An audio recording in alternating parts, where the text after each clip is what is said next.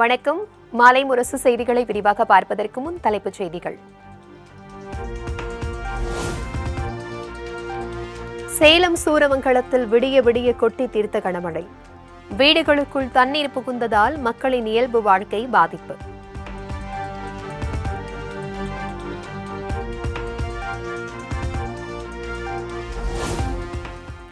சேலம் மத்திய பேருந்து நிலையத்தை சூழ்ந்த மழைநீர். முழங்கால் அளவிற்கு மழைநீர் தேங்கியதால் பயணிகள் கடும் அவதி.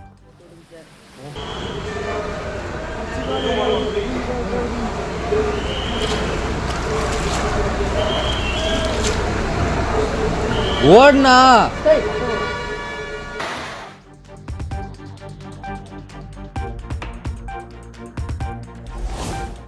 சேலம் மாவட்டத்தில் 47.8 சென்டிமீட்டர் மழை பதிவு.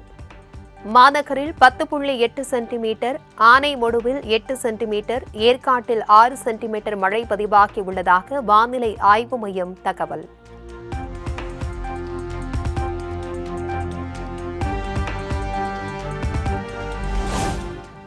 நாமக்கல் ராசிபுரம் அரசு மருத்துவமனை பிரசவ வார்டில் தேங்கியுள்ள மழைநீர். இடுப்பளவிற்கு மழைநீர் தேங்கி நிற்பதால் கர்ப்பிணிகள் மற்றும் நோயாளிகள் கடும் அவதி.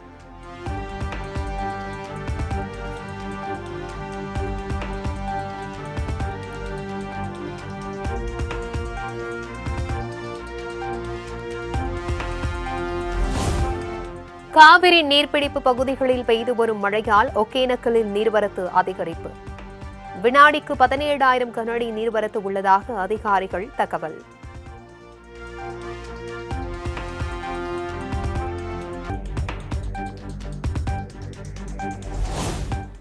தமிழ்நாட்டில் வரும் 15ஆம் தேதி முதல் தொடங்குகிறது வடகிழக்கு பருவமழை.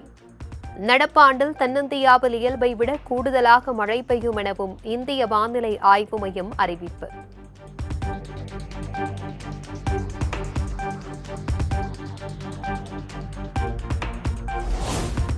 நீலகிரி, கோவை, திருப்பூர், ஈரோடு, திண்டுக்கல், மதுரை, விருதுநகர் உள்ளிட்ட 17 மாவட்டங்களில் இன்று கனமழைக்கு வாய்ப்பு. சென்னை வானிலை ஆய்வு மையம் கணிப்பு.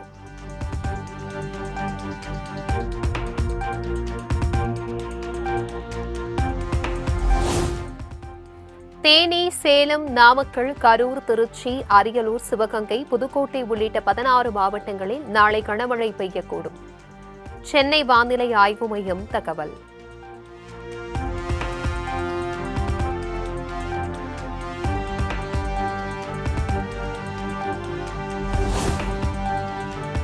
தமிழ்நாடு மற்றும் புதுச்சேரியின் பல்வேறு பகுதிகளில் வரும் 10ஆம் தேதி வரை கனமழைக்கு வாய்ப்பு. 11ஆம் தேதி மிதமான மழை பெய்யக்கூடும் எனவும் சென்னை வானிலை ஆய்வு மையம் அறிவிப்பு.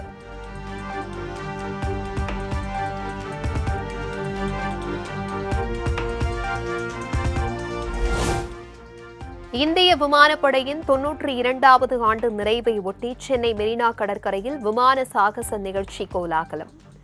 காலை 11 மணி முதல் மதியம் 1 மணி வரை கண்களுக்கு விருந்தளிக்கும் வகையில் நடைபெறுகிறது.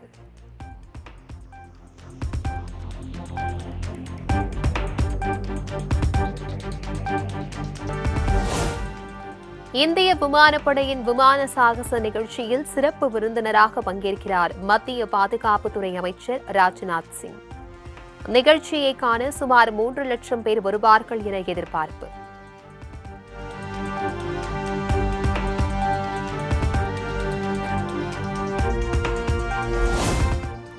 விமான சாகச நிகழ்ச்சியில் தமிழ்நாடு ஆளுநர் RN ரவி, முதலமைச்சர் மு க ஸ்டாலின் பங்கேற்பு. லட்சக்கணக்கான பொதுமக்கள் பங்கேற்று கண்டு ரசிக்கும் வகையில் அனைத்து ஏற்பாடுகளும் தயார்.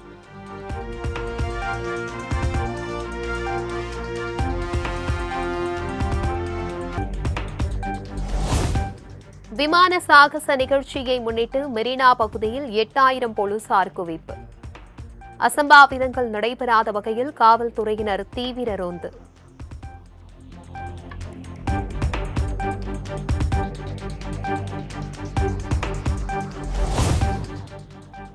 விமான சாகச நிகழ்ச்சியை முன்னிட்டு சென்னை காமராஜர் சாலையில் இன்று போக்குவரத்து மாற்றம்.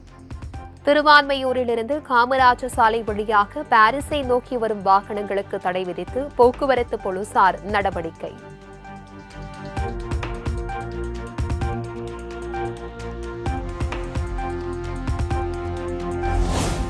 விமான சாகச நிகழ்ச்சியை ஒட்டி சென்னையின் பல்வேறு பகுதிகளில் இருந்து அண்ணா சதுக்கத்திற்கு கூடுதலாக 75 பேருந்துகள் இயக்கம்.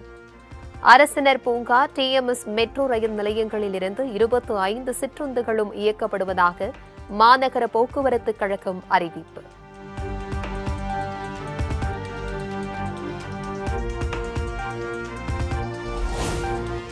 ஹரியானாவில் 90 சட்டமன்ற தொகுதிகளுக்கும் ஒரே கட்டமாக நடைபெற்ற தேர்தலில் 65.65% வாக்குகள் பதிவு. இந்திய தேர்தல் ஆணையம் அதிகாரப்பூர்வ அறிவிப்பு.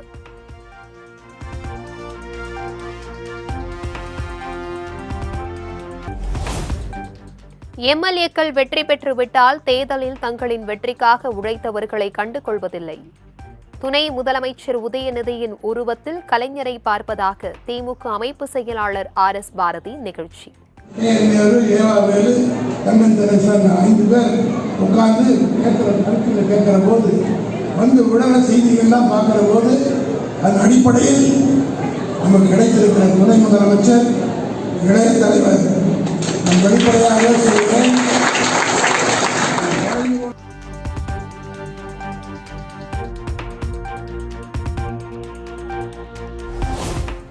சென்னை பட்டினப்பாக்கம் லூப் சாலையில் புதிதாக கட்டப்பட்ட நவீன மீன் அங்காடி நாளை முதல் செயல்படும். பட்டினப்பாக்கம் லூப் சாலை நடைபாதை வியாபாரம் செய்ய தடை செய்யப்பட்ட பகுதி எனவும் சென்னை மாநகராட்சி அறிவிப்பு.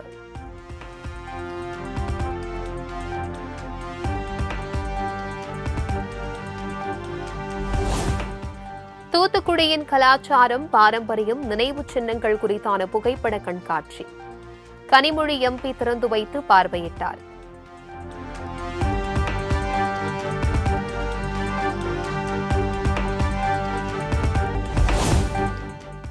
பட்டாசு விற்பனையில் அதிகமான தள்ளுபடி விலை, கவர்ச்சிகரமான விளம்பரத்தால் பொதுமக்கள் ஏமாற வேண்டாம். சிவகாசியில் தமிழ்நாடு பட்டாசு வணிகர்கள் கூட்டமைப்பு வேண்டுகோள்.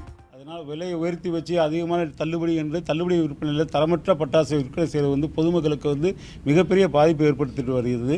ஆனால் பொதுமக்கள் அந்த மாதிரி விளம்பரம் படுத்தக்கூடிய பட்டாசு கடைகளில் பட்டாசுகள் வாங்க வேண்டாம்.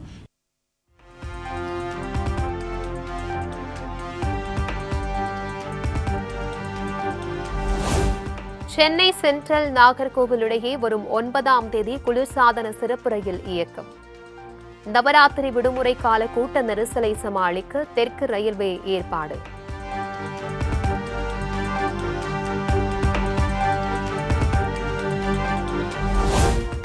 திருப்பதி ஏழுமலையான் கோவில் பிரம்மோற்சவ 2ஆம் நாளில் சரஸ்வதி அலங்காரத்தில் எழுந்தருளிய மலையப்ப சுவாமி.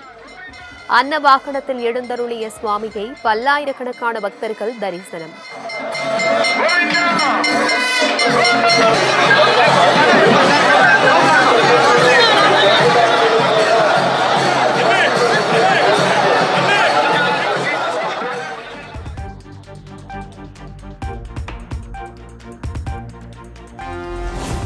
தஞ்சாவூர், திருவண்ணாமலை, திருநள்ளாறு கோவில்களில் நவராத்திரி 3ஆம் நாள் விழா கோலாகலம்.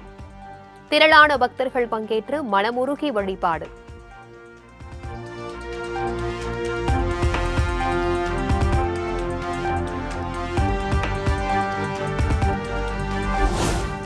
தமிழ்நாட்டில் பல்வேறு கோவில்களில் புரட்டாசி 3வது சனிக்கிழமையை முன்னிட்டு சிறப்பு பூஜை.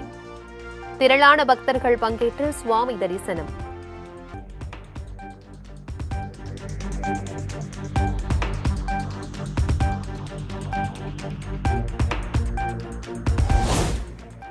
புதுக்கோட்டை மாவட்டம் ஆலங்குடி ஐயப்பன் கோவிலில் புரட்டாசி சனிக்கிழமையை முன்னிட்டு திருவிளக்கு பூஜை. திரளான பெண்கள் பங்கேற்று தீபமேற்றி வழிபாடு.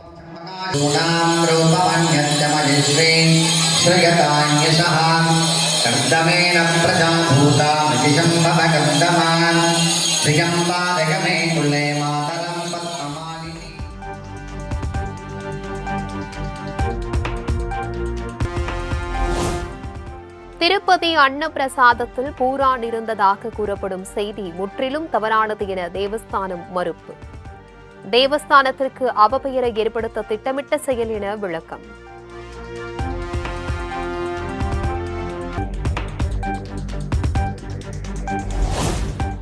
இஸ்லாமாபாத்தில் நடைபெறும் ஷாங்காய் ஒத்துழைப்பு மாநாட்டில் இந்தியா பாகிஸ்தான் உறவு குறித்து பேச்சுவார்த்தை நடத்தப்படாது.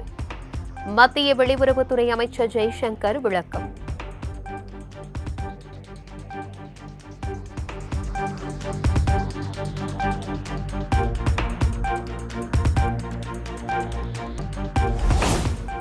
இந்தியா வங்கதேசம் அணிகளுக்கு இடையிலான 3 போட்டிகள் கொண்ட T20 தொடர் இன்று தொடக்கம்.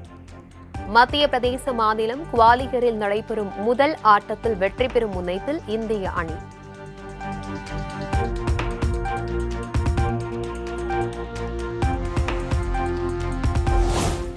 வங்கதேச அணிக்கு எதிரான T20 கிரிக்கெட் தொடரிலிருந்து இந்திய வீரர் சிவம் துபே விலகல். காயம் காரணமாக விலகிய நிலையில் அவருக்கு பதிலாக திலக் வர்மா அணியில் சேர்ப்பு.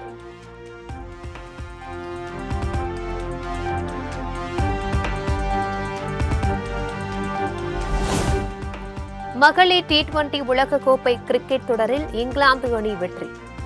21 ரன்கள் வித்தியாசத்தில் வங்கதேசத்தை வீழ்த்தி அசத்தல்.